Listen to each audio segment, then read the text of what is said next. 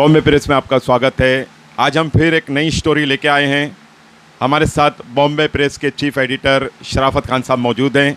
हर बार इन्होंने नई स्टोरी बताई है हमारे दर्शकों को, जो गुंडों की हुई, किस तरीके से पहले के गुंडे और आज के गुंडे थे।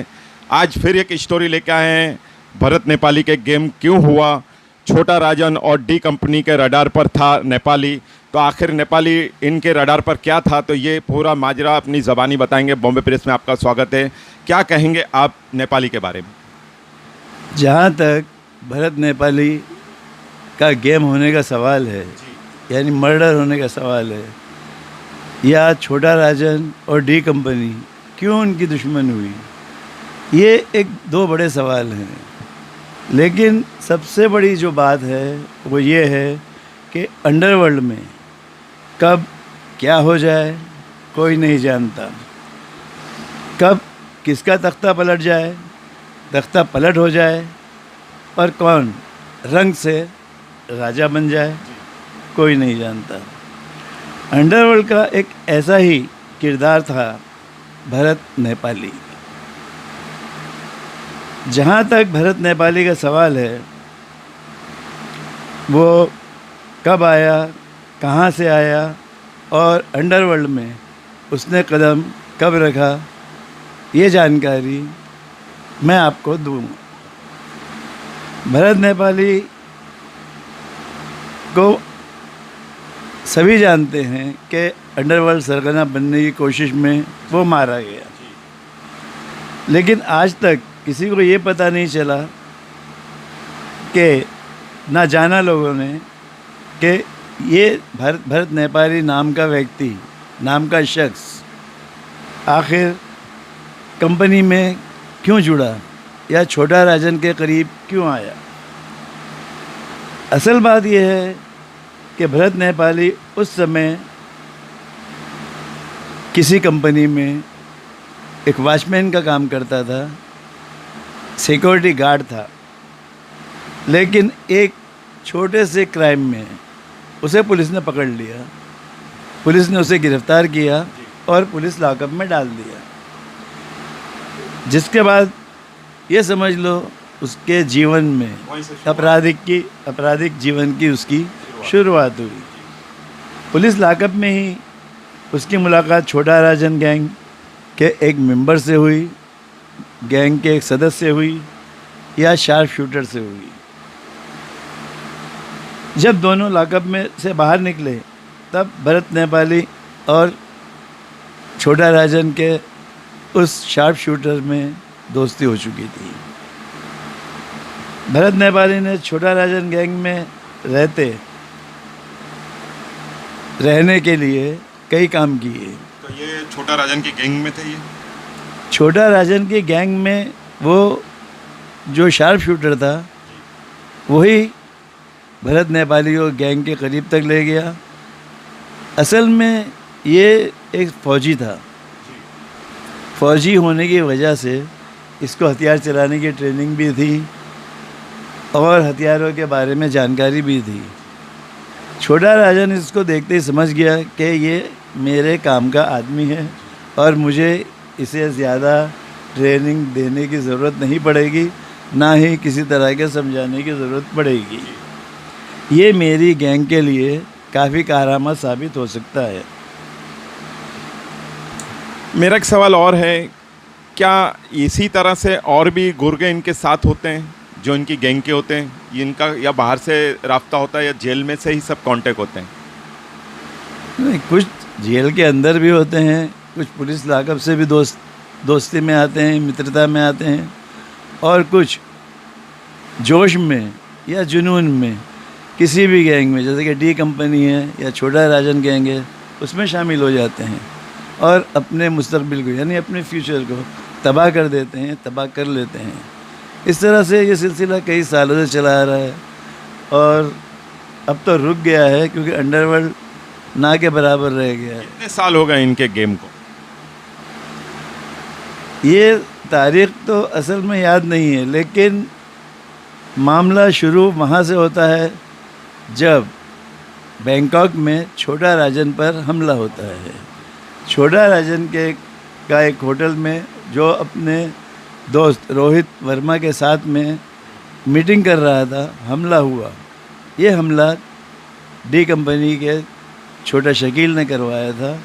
छोटा शकील के उस हमले में रोहित वर्मा तो मारा गया, लेकिन छोटा राजन की जान किसी तरह बच गई। बताया जाता है कि उस वक्त ये भरत नेपाली भी छोटा राजन के साथ था।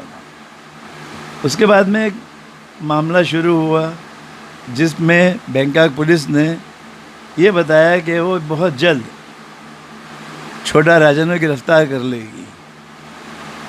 ये भनक, ये बात जब छोटा राजन तक पहुंची तो उसने प्लान बनाया कि अगर इस तरह मैं यहाँ बैंकॉक में गिरफ्तार हो जाता हूँ तो मामला मुश्किल में पड़ जाएगा। तो किसी न किसी तरह साजिश करके, प्लान बना के छोटा राजन अस्पताल में दाखिल हुआ और अस्पताल से वो बैंकॉक से फरार हो गया।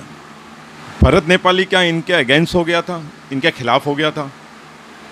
यहीं से मामला शुरू हुआ दरार पड़ने का। भरत नेपाली और छोटा राजन के बीच में दरार पड़ी। यहाँ भरत नेपाली ने ये सोचना शुरू कर दिया कि मैं क्यों ना डॉन बनूं और क्यों ना मैं बॉम्बई अंडरवर्ल्ड पे राज करूं ताकि मेरा भी नाम हो। आखिर छोटा राजन भी तो एक आदमी है, छोटा शकील भी तो एक आदमी है, या दाऊद इब्राहिम भी तो एक आदमी है जो सरगना बन के, डॉन बन के अंडरवर्ल्ड पर राज कर चुके हैं। इस तरह की सोच, इस तरह की समझ भरत नेपाली के जहन में, उसके दिमाग में पैदा हुई कि वो भी अब मुंबई में राज करे। जी। उसके बाद में उसने ये किया कि सबसे पहले छोटा राजन गैंग को अलविदा कहा, बाय बाय कहा, और बाय बाय कहने के बाद में उसने खुद अपना एक गैंग बनाया जो भरत नेपाली गैंग के नाम से मशहूर भी हुआ। आज भी वो गैंग है या नहीं है? इस वक्त तो गैंग नहीं है, लेकिन जिस वक्त ये गैंग था तो उसने बिल्कुल छोटा राजन गैंग की तरह ही हफ्ता वसूली शुरू की और ऐसे क्राइम किए जो छोटा राजन करता था। जिस तरह से, जैसे कि एक मिसाल दूँ मैं, छोटा राजन ने एक वक्त में आदेश दिया था, हुक्म दिया था भरत नेपाली को कि बम ब्लास्ट के 93 बम ब्लास्ट के जो भी आरोपी हैं उनको ख़त्म किया जाए, उनको जान से मार दिया जाए। उसमें सबसे पहले भरत नेपाली ने एक्शन लिया और एक वकील जिसका नाम था शाहिद आज़मी और जो कुर्ला टैक्सी मेंस कॉलोनी में रहते थे और वो बम ब्लास्ट के आरोपियों का केस लड़ते थे। तो केस लड़ने के मामले को लेकर ही छोटा राजन ने आदेश दिया था वकील को जान से मारने का। तो भरत नेपाली अपने लाव लश्कर को लेकर कुर्ला की टैक्सी मेंस यूनियन कॉलोनी में पहुंचा और शाहिद आज़मी का मर्डर कर दिया। मेरा एक सवाल है, भरत नेपाली क्या ये नेपाल कंट्री से आया था? कहते हैं, लेकिन ये सच है या नहीं इसके बारे में कोई पक्की खबर नहीं है। कई ये भी कहते हैं कि वो नेपाल के एक शहर से आया और यहाँ आकर फ़ौज में भर्ती हुआ। क्योंकि आज नेपाल बॉर्डर और इंडिया बॉर्डर एक ऐसा हो गया है कि कोई भी कहीं भी कोई पासपोर्ट की उनकी कोई इसमें दो राय नहीं है, कभी भी जा सकते, आ सकते, फ्री पोर्ट है वो। हाँ, उसे भी काठमांडू का रहने वाला ही बताया जाता है। तो मैं ये बता रहा था कि भरत नेपाली ने खुद अपना गैंग बना लिया, जिसको देखकर छोटा राजन नाराज़ हो गया, क्योंकि छोटा राजन के दो शार्प शूटर संतोष शेट्टी और विजय शेट्टी को भी भरत नेपाली अपने साथ ले गया, जिसकी वजह से नाराज़गी बढ़ी और छोटा राजन ने उसको ख़त्म करने का प्लान बनाया। ने बात की थी भरत नेपाली की, अब हम बात करेंगे अरुण गौली, जिन्होंने मौलाना बुखारी का कत्ल के कैसा हाथ था उनका, क्या उन्होंने किया था या किसी से करवाया था, इस बारे में हम जानना चाहेंगे। मौलाना बुखारी के कत्ल में किसका हाथ था? बताया ये जाता है कि उसमें 50 लाख की सुपारी दी गई थी, लेकिन सबसे बड़ा सवाल यहाँ ये है कि अरुण गौली गैंग के 11 लोगों को पुलिस ने उस वक्त गिरफ्तार किया था, सिर्फ इसलिए कि ये केस सीबीआई के हवाले करने की बात हो रही थी, लेकिन ये नहीं हो सका। तो साफ तौर पर जाहिर है कि मौलाना बुखारी के कत्ल में जो हाथ था वो किसी सियासी लीडर का था। मैं उनका नाम नहीं लूँगा, लेकिन उसी के इशारे पर मुसलमानों के इस धर्मगुरु की हत्या की गई थी। मौलाना बुखारी की हत्या के बाद जिस गैंग का नाम सामने आया था वो अरुण गौली गैंग का था। उसके बाद ये खबर भी सामने आई थी कि मौलाना की हत्या करने के बाद कातिल विदेश फरार हो गए थे। इस तरह की कई बातें सामने आई थी, लेकिन मौलाना को कत्ल करने की कोई ठोस वजह सामने नहीं आई थी और इस पर आज तक पर्दा पड़ा हुआ है। मौलाना की हत्या करने के लिए 50 लाख की सुपारी दी गई थी, ये कहा जाता है, लेकिन ये अब तक एक राज है कि सुपारी किसने और क्यों दी थी। पुलिस भी इस मामले में कोई जोखिम उठाने को तैयार नहीं थी। मुसलमान इस मामले को सीबीआई के हवाले करने की मांग कर रहे थे, लेकिन ये मांग नहीं मानी गई। उसके बाद पुलिस का ये दावा सामने आया कि बुखारी मर्डर केस में सभी लोगों को गिरफ्तार करने में पुलिस ने कामयाबी हासिल कर ली है।